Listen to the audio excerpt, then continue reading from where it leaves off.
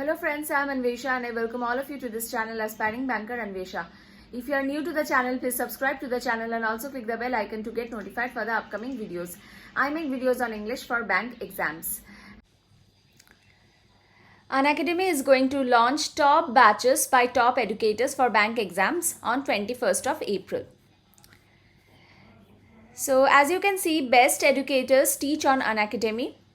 Now let's look at the batches. The first batch is the Accelerator batch for SBI Clerk 2021. Next is the Ranvijay CET batch, and now this batch is specifically for CET 2021. Okay. Next, these two batches are for SBI PO and IBPS PO 2021. Now let me tell you what are the benefits of subscribing to Unacademy Plus, because these batches are on Plus. Okay. So if you subscribe to Unacademy Plus, you will be able to watch the live classes of all the educators, and there are unlimited classes. Okay, so you can choose your class according to your suitable timing and according to your favorite educator. Also, with each session you get PDF study material. You get weekly quiz and monthly quiz with each course, and also there are dedicated doubts clearing sessions. Also, all the concepts are taught from the basic. That is, if you are at level 0, then also you can learn here. Okay, so there is a complete coverage of the syllabus, and the syllabus is covered in a structured way. These batches are for SBI exams, foundation batch for all SBI exam, and the next is for IBPS exam.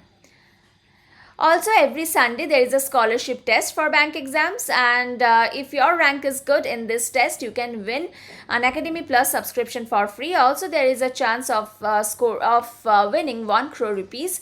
So use the coupon code Annie for enrolling in this scholarship test. The link is given in the description box.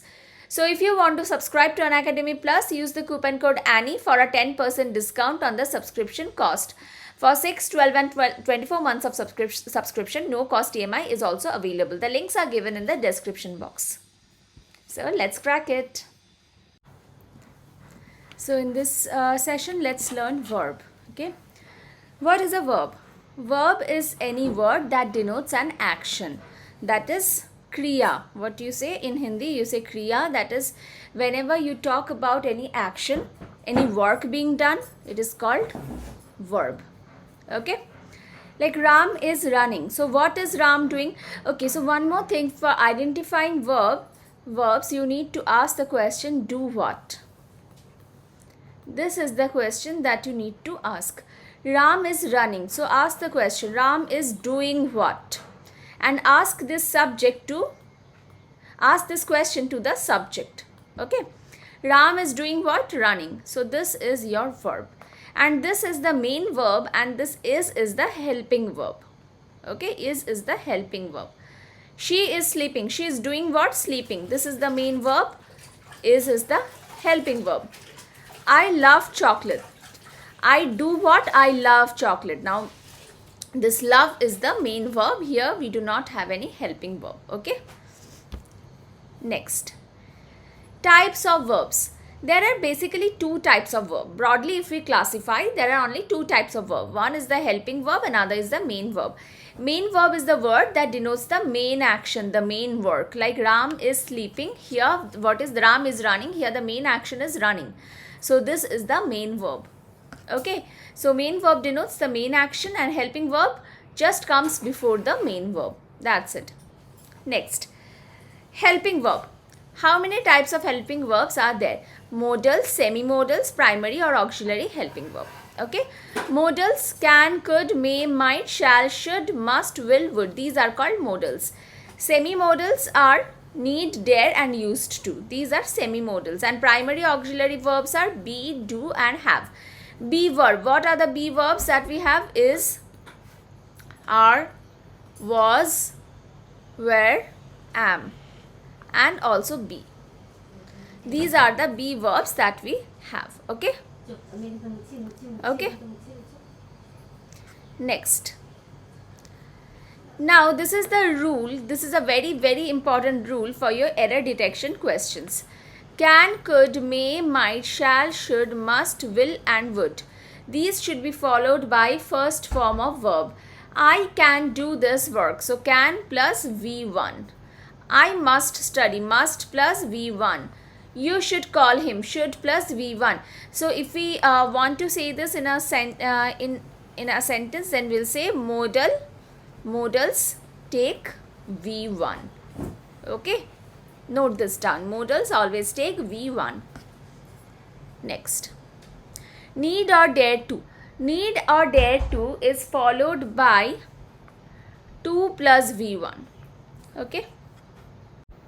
So need or dare is followed by 2 plus V1. Okay. You need to study hard. So need plus followed by 2 plus V1, first form of verb. He will not dare to repeat this. So dare is followed by 2 plus V1. Okay. But if after need or dare, if you have not present, after need or dare, if you have not present, then only V1. Okay.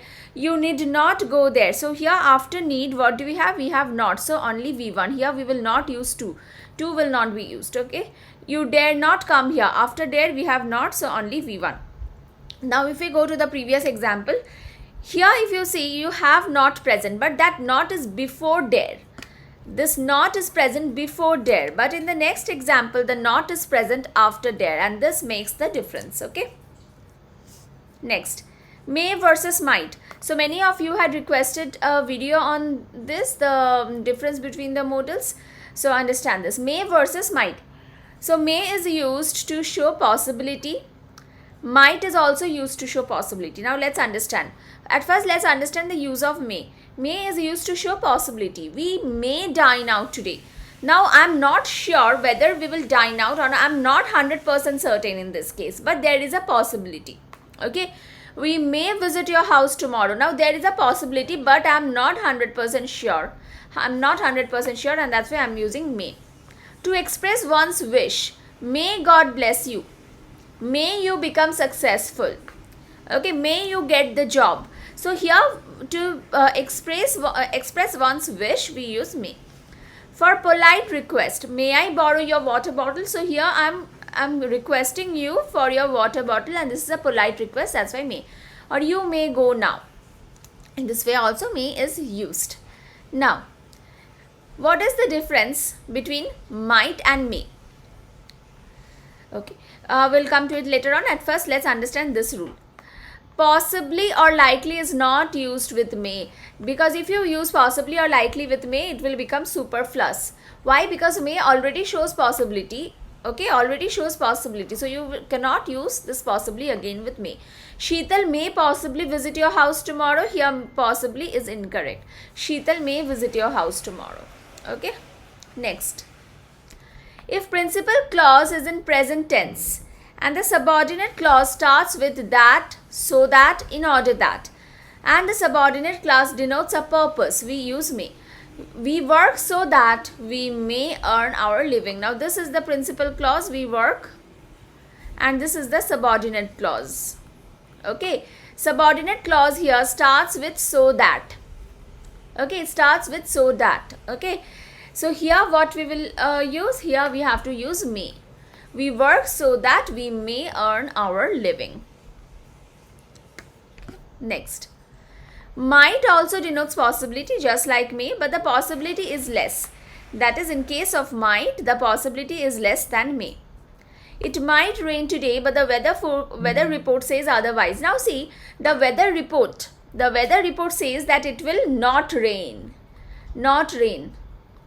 According to the weather report, it will not rain. But I feel, looking at the weather, I feel it might rain. So here, don't you think the possibility is very less, because the weather report says otherwise. The weather report says it will not rain, and I am saying that it might rain. So obviously the possibility is less of rain.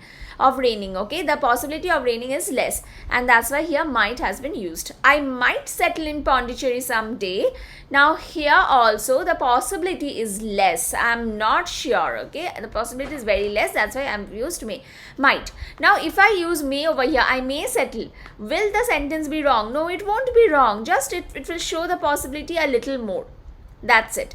Past tense of may is might. So as a past tense also, past tense of may, might is used. Sheetal's dog might have passed away on their way to the veterinary clinic. Now this passed away, this happened in the past. That's why here we have used might. The teacher might have scolded the child for his poor performance. Here also the scolding happened in the past, and that's why might has been used. And these are the past tense of may. Okay, now here why do we want to use the past tense of may? Because here also it denotes possibility. Now I do not know when Sheetal's dog exactly passed away. This is just my assumption. Okay, that's why here I have to use might. Next, can versus could. Now can denotes ability. I can read Hindi, which means I am able. It denotes my ability. Permission, informal permission. Can I borrow your pen? Now this is informal. Informal. Can I borrow your pen? Yes, you can borrow my pen. Permission. Granting a permission. Okay. Next, could. Could denotes formal request, a polite and respectful request. So can also, with can also you can request. With could also you can request, but can is not formal like could. Could is a formal way, a polite way, a respectful way.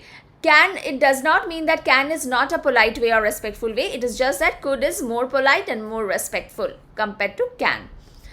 Okay. Now could denotes a formal request. Could I borrow your pen? Now this one you generally don't speak in this way with your friends, but you speak in this way with your teachers or strangers or elders. Okay.